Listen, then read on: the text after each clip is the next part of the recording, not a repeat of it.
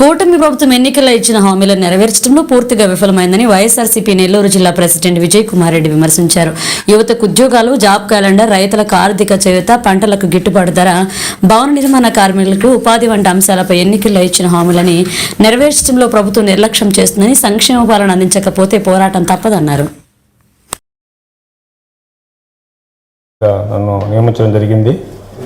నాకు ఈ అవకాశాన్ని కల్పించిన మా రాష్ట్ర అధ్యక్షులు మాజీ ముఖ్యమంత్రి జగన్మోహన్ రెడ్డి గారికి, అదేవిధంగా మా జిల్లా అధ్యక్షులు మాజీ మంత్రివర్యులు కాకాని గోవర్ధన్ రెడ్డి గారికి, మా సూళ్ళూరుపేట నియోజకవర్గ ఇన్ఛార్జ్ మాజీ ఎమ్మెల్యే, మాది సూళ్ళూరుపేట నియోజకవర్గం. ఈ సూళ్ళూరుపేట నియోజకవర్గానికి ఒక ప్రాముఖ్యత కల్పించిన ఘనత, మహానత వైఎస్ రాజశేఖర రెడ్డిది. ఎందుకంటే శ్రీ సిటీ సజ్జన కానీ, మాంబోటు సజ్జన కానీ, మేనకూరు సజ్జన కానీ తీసుకొచ్చి తద్వారా కొన్ని వేల లక్షల ఉద్యోగాలను కల్పించి ప్రత్యక్షంగా కానీ పరోక్షంగా కానీ కల్పించడం జరిగింది. తద్వారా ఆ పరిసర ప్రాంతాల్లోని విద్యార్థులకు, యువకులకు మంచి ఉద్యోగ అవకాశాలు కల్పించి తద్వారా కుటుంబ ఆర్థిక స్థితిగతులను మార్చిన ఘనత వైఎస్ రాజశేఖర రెడ్డి కలిగింది. అదేవిధంగా గడిచిన వైఎస్ జగన్మోహన్ రెడ్డి గారి ప్రభుత్వంలో కూడా ఎన్నో వందల ఫ్యాక్టరీలు తీసుకురావడం జరిగింది. తద్వారా ఉద్యోగ అవకాశాలు కల్పించడం జరిగింది. కానీ ఈరోజు ఏంటంటే ఈ ప్రభుత్వం అధికారంలో వచ్చి 9 నెలలు అవుతుంది.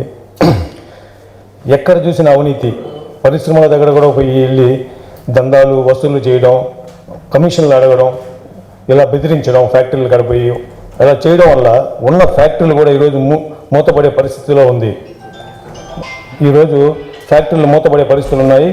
ఉద్యోగాలు చేసుకుంటున్న కార్మికులుగా వాళ్ళ జీవన స్థితిగతులు కూడా మారే పరిస్థితులను ఈరోజు సృష్టిస్తూ ఉన్నారు. భయాందోళనని ప్రతి దగ్గర, మేనకూరు కానీ, ఈ మాంబోటు సజ్జలో కానీ, శ్రీ సిటీ సజ్జలో కానీ. అదేవిధంగా ఇప్పుడు కార్మికుల పరిస్థితి ఎత్తుకుంటే, భవన కార్మికుల పరిస్థితి ఎత్తుకుంటే, ఇసుకలో మన వైఎస్ఆర్సీపీ ప్రభుత్వంలో స్వేచ్ఛగా వాళ్ళకి కావాల్సిన మధ్యతరగతి పేదవాళ్ళకి ఇసుకలు వాళ్ళకి కావాల్సిన రేట్లకి దొరికేవి ఇసుకలంతా. ఈరోజు ఇసుక కొనే పరిస్థితి లేదు.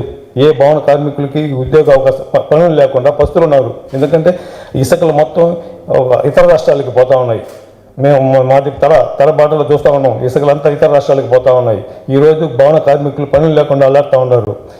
ఇదే ధోరణి జరుగుతూ ఉంటే రాబోయే రోజుల్లో ఇంకా అవస్థలు పడుతూ ఉంటారు.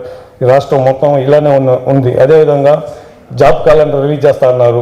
జనవరి 1 నుంచి 15 లోపల జాబ్ క్యాలెండర్ రిలీజ్ చేస్తున్నారు. ఈరోజు ఒక ఉద్యోగం ఇవ్వలేదు. ఉన్న వాలంటరీ ఉద్యోగం 2,50,000 పైచులకు వాలంటరీ ఉద్యోగాలను కూడా ఈరోజు లేకుండా చేసి వాళ్ళ ఫ్యామిలీ కుటుంబాల అవస్థలు పడే విధంగా చేశారు. ఇకనైనా ఈ ప్రభుత్వం మేలుకొని ఉప ముఖ్యమంత్రి పదవిని తీసుకుని తీర్థయాత్ర చేసుకుంటా పాలనని గాలి కుదిరేసి తిరుగుతూ ఉన్నారు. కాబట్టి మా వైఎస్ఆర్సీ ట్రేడ్ యూనియన్ తరఫున మేము బలంగా చెప్తున్నాం. మరెన్నో వీడియోల